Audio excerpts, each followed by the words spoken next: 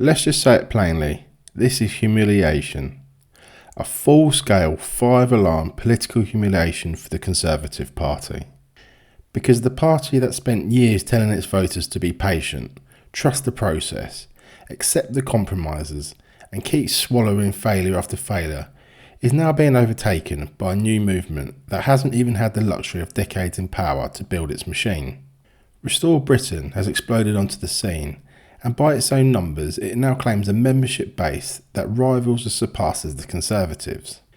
That is not just a bad headline for the Tory establishment, that is a death sentence for the idea that the Conservative Party is still the natural home of the British right.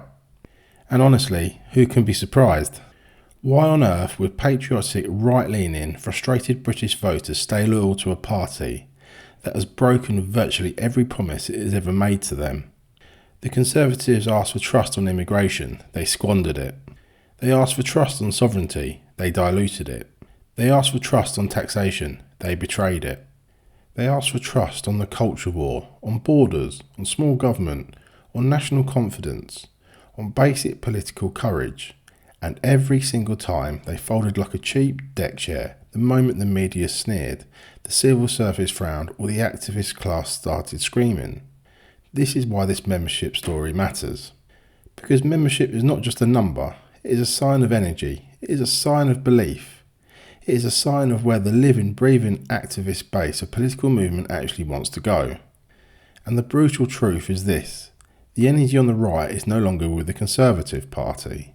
The energy is with insurgent movements, outsider parties, and people who are sick to death of being managed to decline by soft, frightened, managerial pseudo-conservatives who can serve absolutely nothing.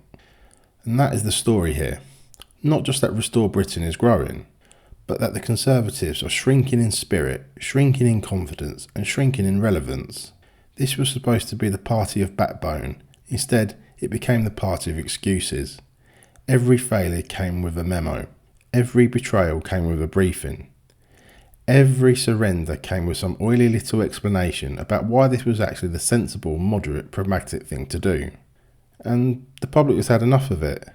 Because normal people can see what the Westminster class refuses to admit.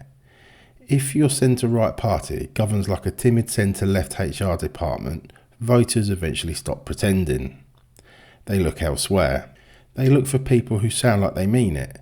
They look for people who are not embarrassed by their own country. They look for people who do not need to be dragged kicking and screaming into defending Britain's borders, traditions, history and identity. That is the opening Restore Britain has walked into. Its message is blunt, unapologetic and deliberately confrontational. Its platform pictures low tax, small government, national pride, border control, free speech and direct democracy. Exactly the kind of language millions of disillusioned Tory voters have been desperate to hear from their own party for years. Now, whether Restore Britain can build lasting electoral power is another question. Membership surges are not the same as winning seats. A new party can generate enormous online enthusiasm and still crash into the wall of Britain's electoral system. And yes, its membership claims are its own claims, while Tory figures are often reported from older snapshots rather than live running totals. But politically, symbolically, psychologically, this is devastating for the Conservatives. Because once voters begin to believe that the Tory party is no longer the main vehicle for the right, the whole illusion collapses. Donors start looking elsewhere, activists drift away, candidates get nervous, MPs panic, and voters who once held their nose and voted Conservatives just to stop Labour begin asking a much more dangerous question. What exactly are we conserving anymore? That is the nightmare facing the Tory leadership, not just losing elections, losing ownership of the right itself. And let's be honest, they deserve it. A party that treats its base with contempt for years was always going to be punished. A party that campaigned like reform and governed like a think tank seminar was always going to be exposed. A party that thought voters had nowhere else to go has discovered the oldest rule in politics. If you leave a vacuum, something will fill it. Restore Britain is trying to fill that vacuum. And wherever you love it, hate it or doubt it, one thing is crystal clear. The Conservative Party is no longer commanding automatic loyalty from the people it once took for granted. That era is over. This is what collapse looks like in modern politics. Not one dramatic explosion, but a long, pathetic leakage of trust, credibility, members and purpose. Until one day a newer, hungrier movement walks in and steals your clothes while you're still busy rehearsing excuses. The Tories are not being attacked from nowhere. They are being judged by their record, judged by their cowardice, judged by the wreckage they left behind after years of claiming to be the last line of defence for a country that repeatedly failed to defend. So no, this is not just a story about membership. It's a story about legitimacy, about momentum, about who now speaks for the British right.